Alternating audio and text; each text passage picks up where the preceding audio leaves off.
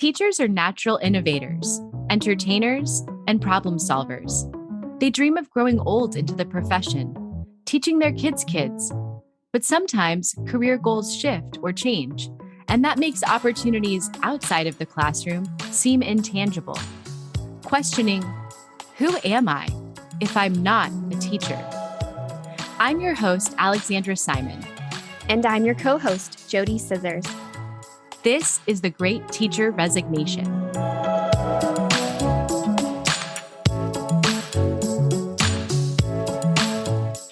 Today, our guest is Darellee Naccarato. She served as a teacher for 23 years and recently resigned.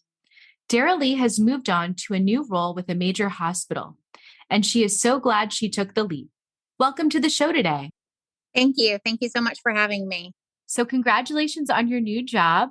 We're really happy to hear that you're satisfied with your transition, and we want to hear about some of the rewards that you found in this chapter of your career. For me, it's just been so nice to have more of a work-life balance. I think when we go into the teaching profession, we're sold this bill of goods that does not materialize.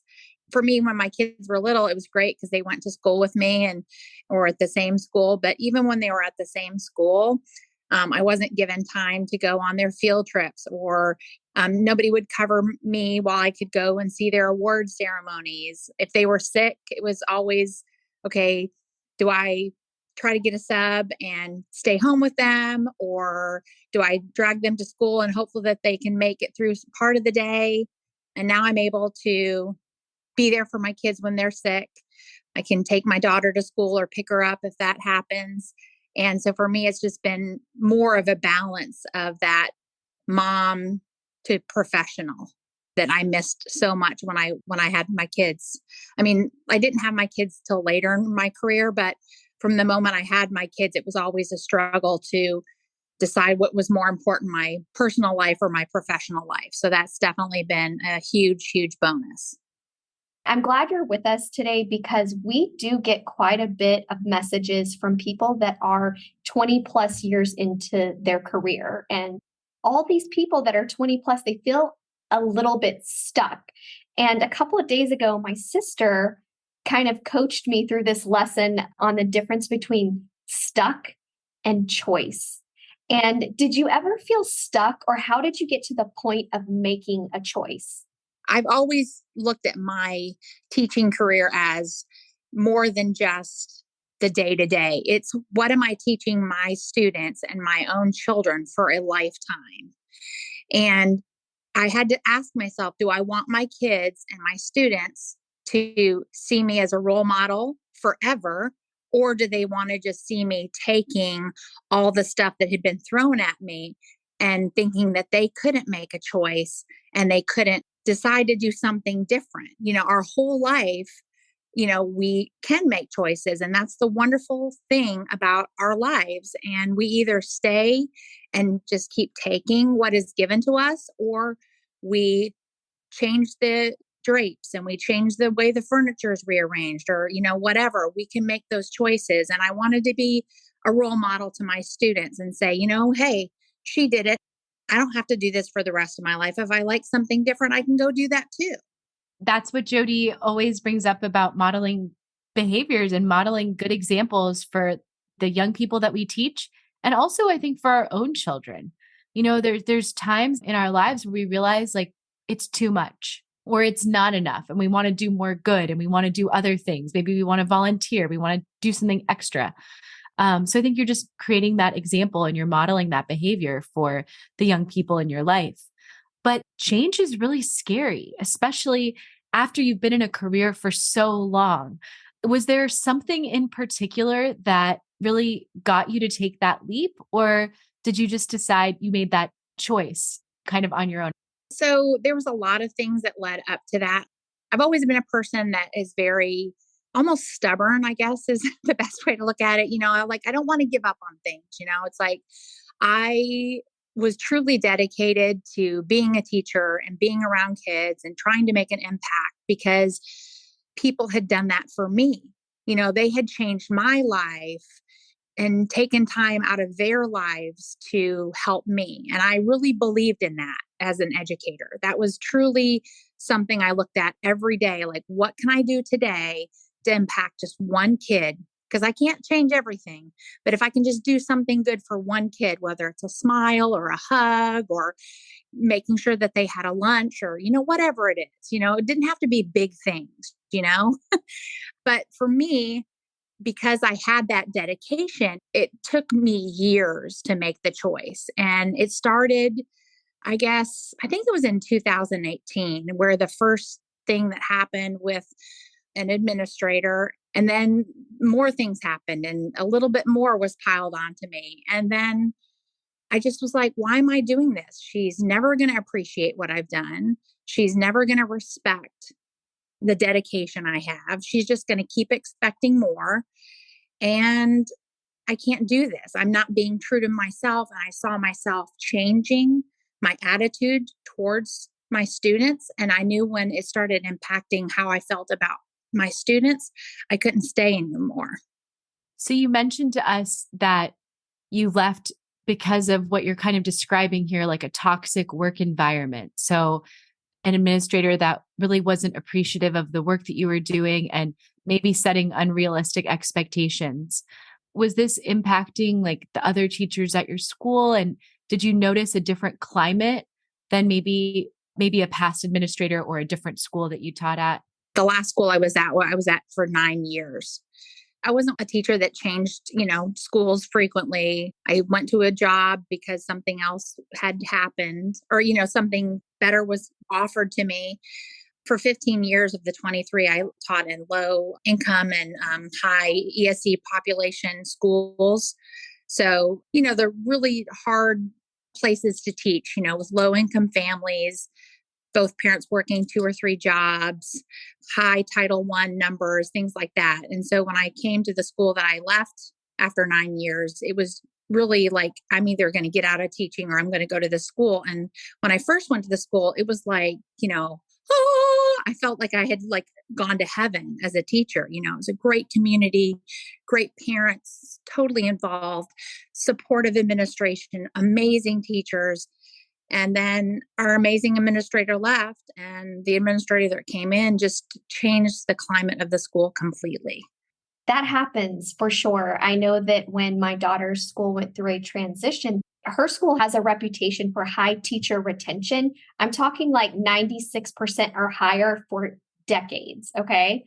And when new administration came in, parents had a lot of questions. My one question was, how are you going to retain the amazing staff that we currently have? Because that will tell you a lot about the new climate. And a lot of times administrators go in just taking it all in that first year, and then they don't start implementing and changing things until year 2. And so these past few years, I've been really observing and absorbing who is staying, what is happening, what does retention look like, because one person can change a lot. Yeah. And I know it's hard. I mean, there's a huge deficit everywhere from administrators down to parents across the board. So I know that that's an issue. But when you hire principals and you see that teachers are leaving that school, I just don't understand why administrators are allowed to stay in a school. I don't get it. And, I'm not trying to toot my own horn, but I had been a teacher of the year in our county. There's a very prestigious award that's given to teachers. It comes along with a monetary award that is quite significant. I won that award. And 5 minutes before we were supposed to be at the recognition dinner, my administrator texted me and said that she was not going to be there. And that's one of the things that made me realize, wow, if she can't even come to this fancy dinner and recognize this award for me, I was the only one there without an administrator. Wow. So it sounds like you were in a place where you were kind of questioning whether this was a good fit for you forever anyway. And then this work culture started changing for you, feeling underappreciated, which JoDee and I talk about that sometimes too, feeling underappreciated, undervalued for all the time that we put into the education profession.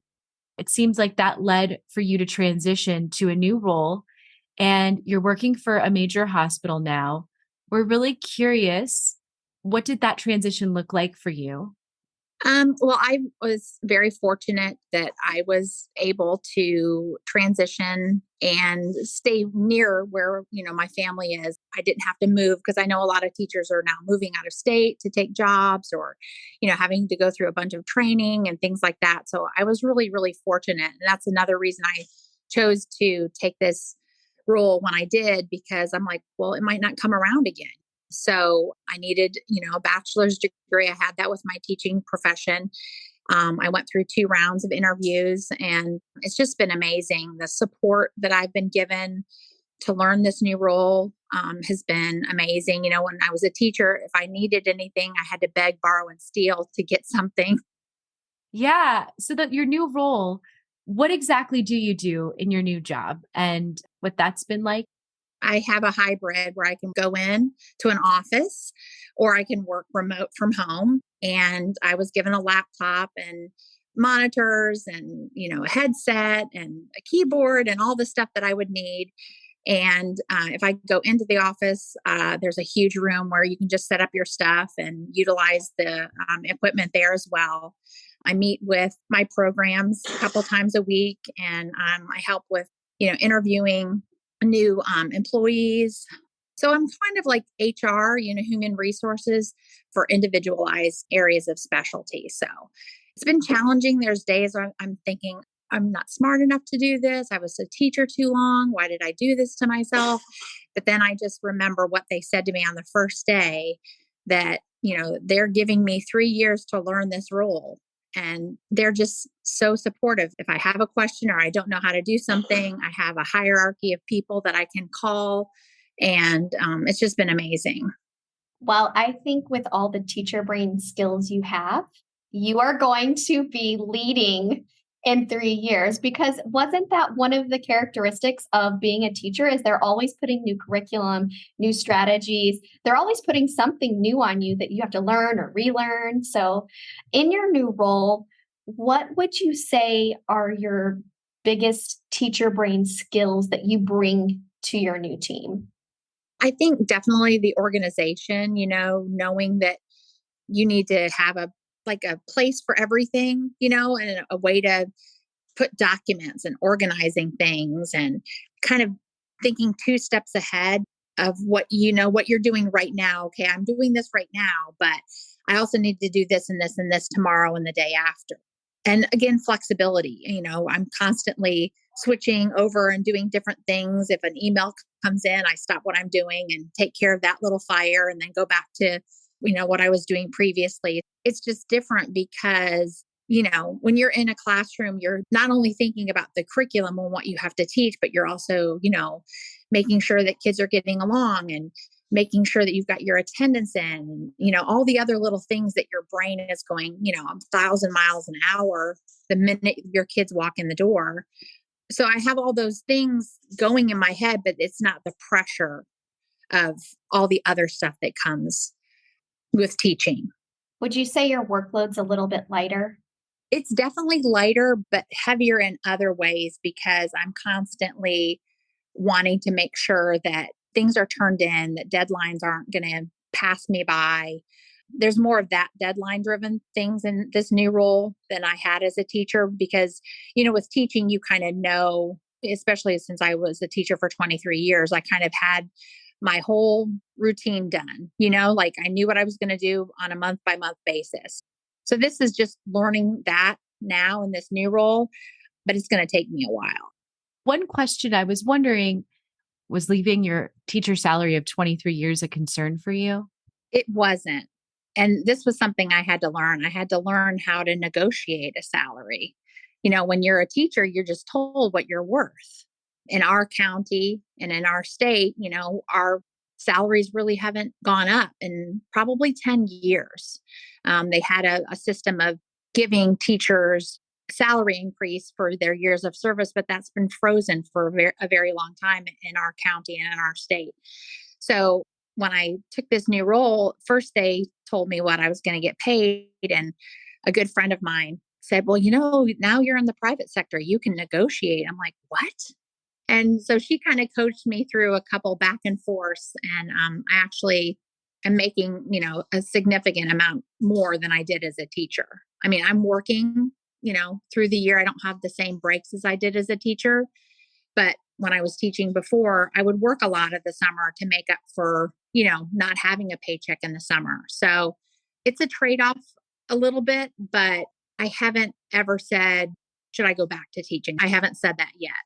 I'm really glad that you gave that piece of advice because you left knowing what your value was and you got more, probably what you should have been making in the first place. But something that in the past episodes that I don't think it's been mentioned, the negotiating skills that you kind of have to come with sometimes when you're trying to leave and you have all these years of experience. We live in a society that doesn't exactly value the worth of a teacher and all the skills they come with. So building up your negotiating skills to be able to get the value for which you believe is the right and appropriate compensation. Right. I'm so lucky that I have such a diverse group of mom supporters that are my friends, and this one in particular, she's been so supportive of me, throughout the time that we've known each other. And I couldn't have done half the things that I've done in my career without this one particular person. The majority of our guests we find have cheerleaders. They have people in their corner that are rooting for them. They're helping them, whether it's with their resume, whether it's with their LinkedIn profile. In your case, salary negotiation, knowing what your worth is. And it's really important to have those people. And I'm so glad that you had that advice because it took me a number of jobs outside the classroom to really realize how much I should be asking in salary and that you always ask for more, like you always want to go above. But that is such great advice for our listeners who will be potentially applying for jobs anytime now. So thank you so much for sharing that with us and really for sharing your story. It's incredible to hear a 23-year veteran transitioning into a different career, has a different work-life balance, feels appreciated, feels like you have the tools to be able to do your job successfully without question. And that must feel great. I'm so thankful for you guys that are giving a voice to teachers so other people can hear that they're not alone. Because I think we do feel so isolated that it's only, I'm the only one that's having a hard time right now, or I'm the only one that has a problem with the salary, or, whatever it is. And, we're not alone, and that's one of the things I wish more of us that were teachers or are teachers, if we could all band together and support each other, things could change so much. But we feel like we're by ourselves sometimes. We put up those walls because we're in our individual classrooms. And so I think, things like this that you two are providing for teachers and people that are maybe thinking about getting out of teaching is so imperative. So thank you so much. That's all we want to do is help. We want to use our skills as teachers to continue educating, but also build the bond between teachers and the community to know that we can all do this together. We can do it in a positive and constructive way. And I think that your advice is going to really help a lot of people. So thank you for lending your voice, for reaching out to us. Thank you so much.